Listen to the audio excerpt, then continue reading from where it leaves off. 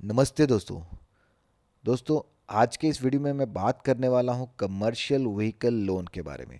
तो commercial vehicle जैसे कि ट्रक, बस, tipper, tempo, auto rickshaw, e rickshaw, taxi, ऐसा कोई भी कमर्शियल व्हीकल अगर आप लेना चाहते हैं और उसके लिए आपको फाइनेंस की रिक्वायरमेंट है, तो आप इस वीडियो को एंड तक देखें और बिल्कुल भी स्किप ना करें, ताकि आप भी इस लोन स्कीम का लाभ उठा पाएँ।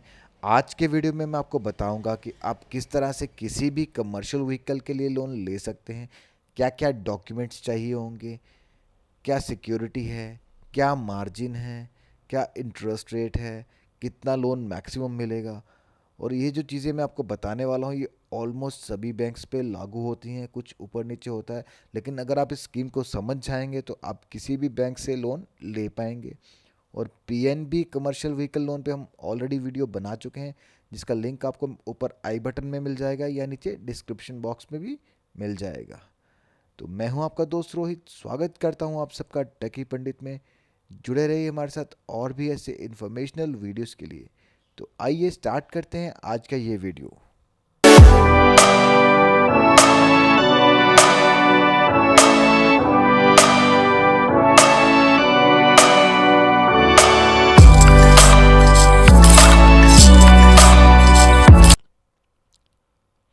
तो दोस्तों, जैसा कि मैंने आपको इंट्रोडक्शन में बता दिया था कि इस लोन को आप किसी भी कमर्शियल व्हीकल को खरीदने के लिए ले सकते हैं, चाहे वो चेसिस हो या चेसी या फैब्रिकेशन दोनों आपको करवाना हो। बस, truck, tipper, oil tanker, gas tanker, mini bus, light commercial vehicle, tempo, auto rickshaw, किसी भी तरह का कमर्शियल व्हीकल आप ले सकते हैं। और व्हीकल जो है वो अप्रूव्ड होना चाहिए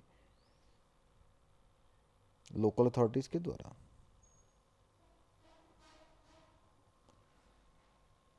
तो इंटरेस्ट रेट क्या रखा गया है इस लोन स्कीम के लिए? ये इंटरेस्ट रेट जो है स्पेसिफिक J&K बैंक का है, बाकी बैंक्स पे ये इंटरेस्ट रेट अप्लाई नहीं होगा। और इंटरेस्ट रेट ये होते हैं वो चेंज होते रहते हैं, कभी ऊपर कभी नीचे, तो ये कभी फिक्स नहीं होते हैं। तो आप प्लीज़ जब भी ये लोन लें, आप इसको चेक कर लें। ये है 3 ईयर MCLR प्लस 1.5%।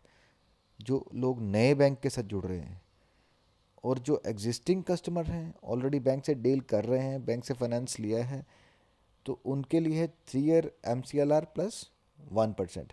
तो उनको ½ % कम दिया जा रहा है। तो 3 ईयर जो प्रेजेंट 3 ईयर MCLR है वो आप बैंक की साइट पे जाके चेक कर सकते हैं, नहीं तो मैं आपको नीचे डिस्क्रिप्शन बॉक्स में दे दूंगा। तो ये रेट्स जो हैं प्रेजेंट अभी के यही रेट्स हैं, और जब आप लोन लें तो कंफर्म कर लें। उसके बाद में एलिजिबिलिटी, कौन कौन लोग इस लोन के लिए एलिजिबल हैं? तो कोई भी इंडिविजुअल हो, जैसे कि मैं या आप, कोई भी फर्म हो, चाहे वो प्रोप्राइटरशिप फर्म हो, पार्टनरशिप, LLP, या किसी भी तरह की कोई फर्म या इंडिविजुअल ले सकते हैं कमर्शियल यूज़ के लिए। तो मिनिमम पीरियड, अगर आप कोई कंपनी है या फर्म है, तो कम से कम आप 2 साल से सेम बिजनेस में होने चाहिए। ऐसा नहीं है कि आपने आज ही बिजनेस स्टार्ट किया है और आज ही आपने लोन के लिए अप्लाई भी कर दिया है। तो कम से कम 2 साल से आप सेम बिजनेस में होने चाहिए। और एक बात और, अगर आप बोरोअर हैं, अगर आप जो भी बोरोअर है, जो भी लोन लेना चाहता है, कम से कम उसके पास वैलिड ड्राइविंग लाइसेंस होना चाहिए उस गाड़ी के लिए, इस व्हीकल के जिसको वो परचेज कर रहा है। तो अगर आपको अपने ड्राइवर के लिए लेना है तो आप उसका लाइसेंस प्रोड्यूस कर सकते हैं। और जो बोरोअर है उसके पास जिस व्हीकल को वो खरीद रहा है, उसके लिए जो परमिट चाहिए फ्रॉम अप्रोप्रिएट अथॉरिटी, वो परमिट उसके पास होना चाहिए।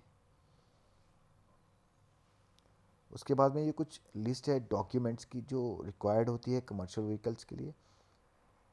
तो प्रोफार्मा इनवॉइस, सबसे पहले डीलर का इनवॉइस होता है ये, जिस पे उसकी कॉस्ट दी होती है, कितने का ये व्हीकल है। ट्रांसपोर्टेशन, अगर आपके कॉन्ट्रैक्ट है कोई, उसकी कॉपीज़ आप दे सकते हैं। 2 साल की बैलेंस शीट, अगर आप किसी बिजनेस में इन्वॉल्व हैं तो आपको 2 साल की बैलेंस शीट देनी होगी। और इनकम टैक्स रिटर्न देनी होगी। अगर आप कोई बिजनेस हाउस नहीं है तो आप खाली इनकम टैक्स रिटर्न भी दे सकते हैं।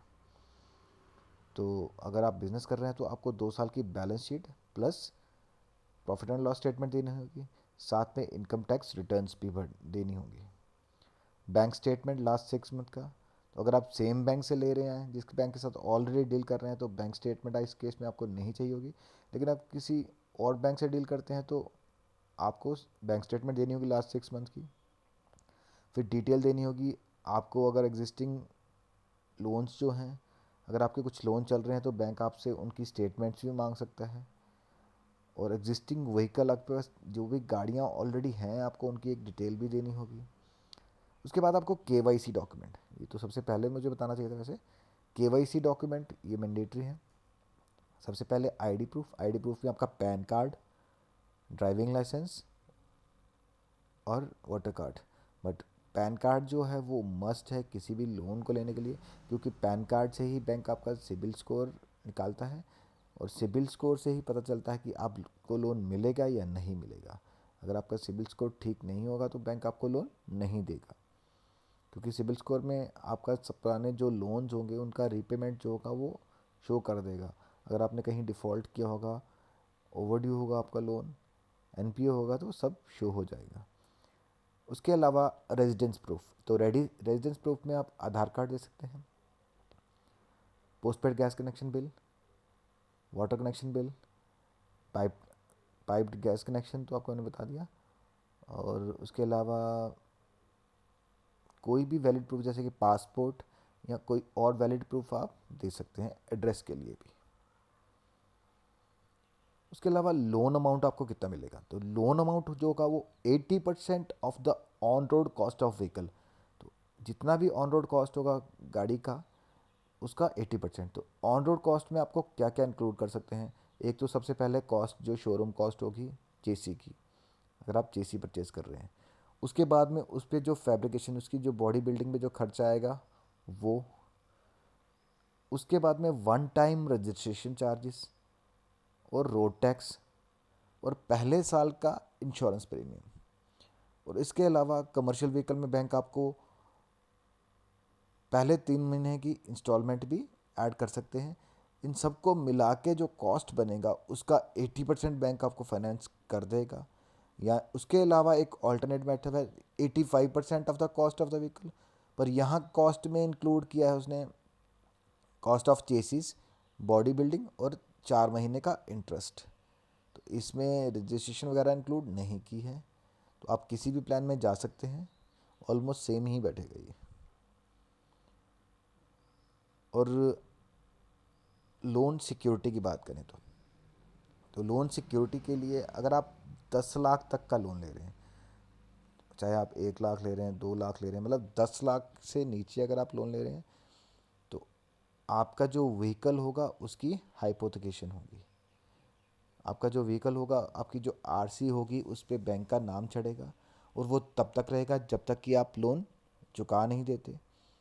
ये 10 लाख के केस में है। और अगर आप 10 लाख से ज़्यादा का लोन लेते हैं तो उसमें केस अलग है, लेकिन हाइपोथिकेशन आपको व्हीकल की देनी ही होगी।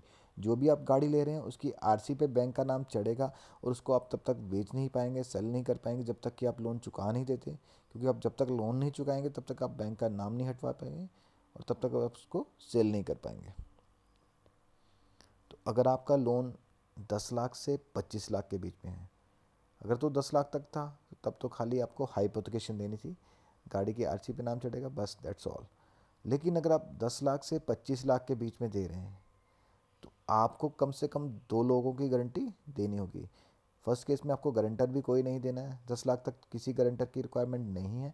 लेकिन 10 लाख से ऊपर अगर है तो 2 गारंटर आपको देने होंगे और उन गारंटर से कम उतनी वर्थ होनी चाहिए कि इन केस ऑफ डिफ़ॉल्ट, अगर आप डिफ़ॉल्ट करते हैं तो वो आपके लोन को भर पाएँ, कम से कम उतनी वर्थ उनकी होनी चाहिए। और अगर आप 25 लाख से 50 लाख के बीच में लोन ले रहे हैं तो उस केस में आपको व्हीकल को तो हाइपोथिकेशन होगी ही, प्लस थर्ड पार्टी गारंटी आपको देनी होगी 2 लोगों की कम से कम। उसके अलावा आपको एक कोलेटरल सिक्योरिटी देनी होगी। कोलेटरल सिक्योरिटी में आपको प्रॉपर्टी दे सकते हैं, या कुछ भी सिक्योरिटी जो 50% ऑफ द लोन अमाउंट को कवर कर ले। 50% ऑफ लोन अमाउंट, जितना भी, अगर आप 50 लाख का लोन ले रहे हैं तो 25 लाख की सिक्योरिटी आपको देनी होगी। और उसके बाद अगर आप 50 लाख से ऊपर का लोन लेते हैं तो उस केस में आपको एक ही बंदे की गारंटी चाहिए, हाइपोथिकेशन प्लस एक बंदे की गारंटी चाहिए। उसके अलावा 100% कोलेट्रल, जितने का लोन लेंगे उतना कोलेट्रल आपको देना पड़ेगा। फॉर एग्जांपल आप 60 लाख का लोन ले रहे हैं तो 60 लाख की आपको प्रॉपर्टी या कोई और कोलेट्रल देना पड़ेगा, तभी आप लोन ले पाएंगे। और अगर आप एक से ज़्यादा व्हीकल ले रहे हैं, समझ लिया आपने 30-30 लाख के 2 व्हीकल ले लिए, तो फर्स्ट व्हीकल पे तो आपको सिक्योरिटी देने की ज़रूरत नहीं। दूसरा व्हीकल जब आप लेंगे तो 30 और 30 60 हो जाएगा, 50 से ऊपर हो जाएगा। जो एडिशनल पार्ट होगा, खाली एडिशनल पार्ट जो 10 लाख ऊपर वाला 10 लाख है, उसी पे आपको कोलेट्रल देनी है। लेकिन अगर आप डायरेक्ट 60 लाख एक ही गाड़ी के लिए ले रहे हैं तो आपको पूरे 60 लाख के लिए कोलेट्रल देनी पड़ेगी। मार्जिन की बात करें तो प्रायोरिटी सेक्टर के लिए 20% है। तो प्रायोरिटी सेक्टर में आपका जैसे कोई इलेक्ट्रिक व्हीकल है या एमएसएमई सेक्टर में, तो प्रायोरिटी सेक्टर में बहुत सारे व्हीकल्स आते हैं, बहुत सारे सेक्शंस आते हैं। जैसे कोई SC ST के लिए, उनके लिए भी अलग स्कीम्स होती हैं, वो प्रायोरिटी सेक्टर में जैसे लोन लेते हैं। तो उस केस में जो मार्जिन है वो 20% है। मतलब अगर आप 10 लाख की गाड़ी है तो 8 लाख आपको खुद से देना है, तो 8 लाख बैंक लोन करेगा, 2 लाख आपको खुद से देना है। ये प्रायोरिटी सेक्टर के केस में। और नॉन प्रायोरिटी सेक्टर के केस में 2 करोड़ तक 25%। नॉर्मल अगर बंदा ले रहा है, उसको किसी तरह की प्रायोरिटी नहीं है, तो नॉर्मल व्हीकल ले रहा है, तो 2 करोड़ तक 25% मार्जिन है। 2 करोड़ तक मतलब चाहे आप 1 लाख ले रहे हैं, 2 लाख ले रहे हैं, 10 लाख ले रहे हैं, 15 लाख ले रहे हैं, 2 करोड़ से अगर नीचे है आपका लोन तो 25% है। फॉर एग्जांपल 10 लाख ही ले लेते हैं। अगर आप 10 लाख ले रहे हैं तो इस केस में आपको 7.5 लाख बैंक देगा और 2.5 लाख आपको खुद से देना होगा। और अगर आपका लोन 2 करोड़ से ऊपर का है तो 30% मार्जिन है। तो रीपेमेंट पीरियड जो है वो 84 मंथ्स का है। मतलब 7 साल में आपको लोन चुकाना पड़ेगा। और हाँ, इसमें आपको मोराटोरियम पीरियड भी दिया जाता है। मोराटोरियम पीरियड होता है हॉलीडे पीरियड। एक तरह से आपको ईएमआई की छूट दी जाती है कि इस पीरियड के लिए आप ईएमआई नहीं भरेंगे तो इस लोन में आपको 3 महीने का पीरियड मिलता है। पर 3 महीने का पीरियड उसी केस में मिलता है जब आप चेसी खरीदेंगे। जैसे कि आप पिक्चर में भी देख पा रहे हैं, जैसे ये चेसी है, तो इसमें अगर आपको बॉडी बिल्डिंग का काम करवाना है तो उसके लिए बैंक आपको 3 महीने का टाइम देता है। लेकिन अगर आप ready ready to move vehicle ले रहे हैं, जो सीधा लेके आप काम कर सकते हैं, जिसकी चेसिस और बॉडी बिल्कुल तैयार है, फैब्रिकेटेड है, तो उस केस में आपको किसी तरीके का मॉरेटोरियम या हॉलीडे पीरियड नहीं दिया जाता है। और चार्जेस की बात करें तो 20,000 तक अगर आप लोन ले रहे हैं तो किसी तरह के कोई चार्जेस नहीं है। 20,000 से लेके 2 लाख तक 0.2%, और मिनिमम कम से कम 300 रुपया रखा गया है, और मैक्सिमम 0.2% तो है ही। तो जितना भी आप लोन लेंगे उसके हिसाब से आपको चार्जेस देने पड़ेंगे। तो 0.2% के हिसाब से अगर आप 2 लाख लेते हैं तो कोई 400 के करीब बनेगा। उसके बाद 2 लाख से लेके 100 लाख तक, मतलब 1 करोड़ तक, 0.25% of the loan amount plus GST भी है। फॉर एग्जाम्पल अगर आप 10 लाख ले रहे हैं तो 0.25% के हिसाब से बनेगा 2500, और उसके ऊपर कुछ जीएसटी भी होगा। उसके बाद में 1 करोड़ से ऊपर अगर का लोन है तो 1%, लोन अमाउंट का 1% आपको देना होगा। तो ये था J&K bank commercial vehicle loan. तो यही सेम रूल आपको किसी भी बैंक का कमर्शियल लोन लेने के लिए अप्लाई होगा। इनकेस आप किसी भी बैंक का कमर्शियल लोन लेते हैं चाहते हैं तो ये सब डॉक्यूमेंट्स अगर आप रेडी कर देते हैं, ये सब फॉर्मेलिटीज़ अगर आप पूरी कर देते हो, तो आप किसी भी बैंक से अवेल कर सकते हैं। तो दोस्तों, कैसा लगा आपको आज का ये वीडियो? अगर आपको वीडियो पसंद आए तो प्लीज़ इस वीडियो को लाइक करें और चैनल को सब्सक्राइब करें। Thank you for watching.